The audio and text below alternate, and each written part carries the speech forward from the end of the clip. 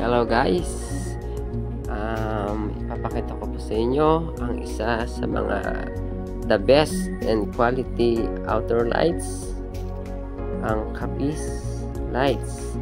Yan, nandyan po ang ating mga materials na gagamitin. Kailangan natin itong IP66 na E27 socket, at kailangan din natin ng E27 na bulb, at syempre kailangan din natin ng lubid sa pagtali.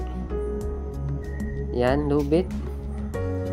At syempre kailangan natin yung fiber ball lantern Capiz.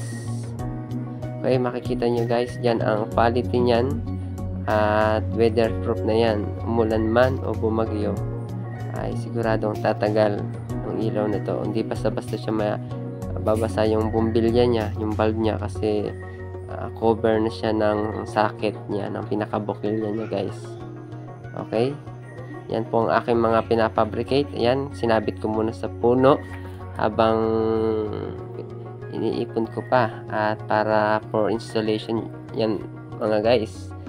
At nasa 200 piraso lang naman yan guys ang aking pinafabricate, aking kinakabit. Nasa 61 piraso, nasa 60 pieces na yung naikabit ko sa mga puno.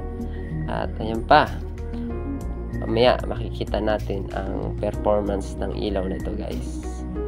Okay, sana nagustuhan nyo ang aking video.